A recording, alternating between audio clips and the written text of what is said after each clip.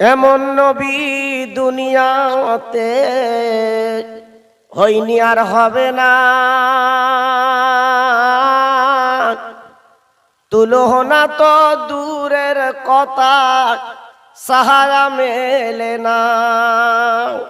কিছু কিছু যেমন আমার এলাকার কথা বলছি বাবা, ছেলেরা গরমে ধান করেছে, আগে করেছিল, হাজি হজ করে বাড়ি এসছে, বাপের বলছে বাপ আমরা একটু বড় চাষ করবো।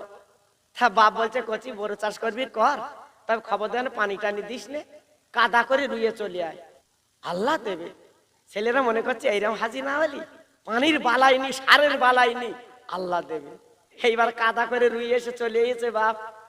দুদিন পরে ছেলে গিয়ে দেখে একদম কানায় কানায় পানি, কিন্তু স্যালোর পানি টানি কিচ্ছু দেয়নি, আচমকা পানি। বাড়ি এসে বাপের গলা ধরে বলছে বাপ সামনে বছর আবার তোর হজে পাঠাবো। বলছে কেন?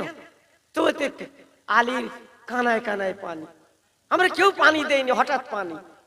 বাপ তখন বলতে কচি তুই বুঝবি না, আমার হজে পাঠাতে হবে না, আমি যে লাঠিলে চলি পাশের খেতে উঁচু পানি ছিল, আল পর্যন্ত আমি একটু ভোগ করে দিলুম, হ্যাঁ যত পানি আমার খেতে ও কাজ শুকিয়ে গেছে।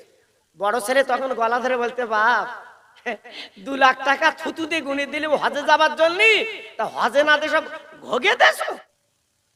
আমার এই পান্তাপাড়ার তরুণ তরুণ বন্ধুরা তারা শ্রী দিনের মাহফিল কায়েম করেছে। আল্লাহ পাক এই মাহফিল যেন কবুল করে।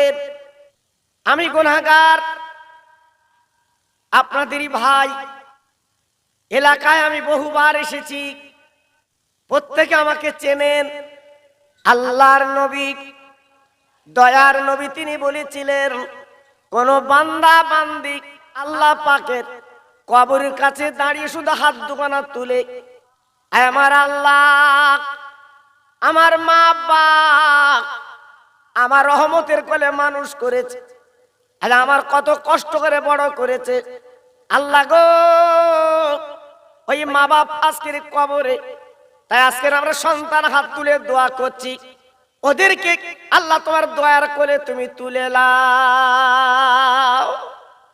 ও ভাইরা বাবাজিরা, আজকের একবার যদি কাঁদতে পারতেন, একবার যদি চোখের পানি ফেলতে পারতেন, একবার যদি হাত দুখানা তুলে একবার যদি মোনাজাত করতে পারতেন, আওলাদের তো আল্লাহ কবুল করে, সন্তান তো আল্লাহ কবুল করে। মুহূর্তের মধ্যে ওই মরা মা বাবার কবরটা আল্লাহ ফুলের বাগান কিন্তু বানিয়ে দিতে। কিন্তু আমরা সে পথে যাব না, বরঞ্চ বাপ জমি রেখে গেছে, বাড়ি করে দিয়ে গেছে, ছেলে হিসেব করে করে পাগল হয়ে যাচ্ছে, বাদুড়ের মতো জায়গায় দোকান করে দিয়ে গেছে। জমির দাম কত, বাদুড়িয়ার বাড়ির দাম কত, শুধু রাতের বেলা শুয়ে হিসেব করছে। আর আমি তুমি কবরে হাবু টানতেছি। একবারও চিন্তা করিনি যে কবরের কথা চিন্তা করে মসজিদে 10টা টাকা দেই। একবারও চিন্তা করিনি আল্লাহর কালাম মাহফিল হবে, সেইখানে কিছু দান করি। আজকের বাড়ি বাড়ি কুটুম, তাদের খাওয়াচ্ছে, কিন্তু মরা মা বাপ গুলো কবরে, একবার কি তাদের কথা মনে আছে বাবা? একবার কি কেঁদেছেন হাত তুলে? তাদের অবস্থা কি? আল্লাহ পাক দেখে বলেন হাবিব ও বন্ধু তুমি কেঁদো না, আমি বুঝতে পেরেছি তুমি উম্মতের কাঙ্গাল, উম্মতের দরদি, উম্মতের কথা তোমার মনে পড়ে। না না না না না না, আমি তোমার এত কিছু সাজিয়ে দিলাম, তুমি খাচ্ছ না, তো আমি মনে রেখে দিও, জেনে রেখে দিও, আমি কিয়ামতের ময়দানে এমন একটা নিয়ামত তোমার হাতে দেব, এমন রহমত তোমার হাতে দেব, অন্য কোন নবীরা পাবে না। সেটা কি?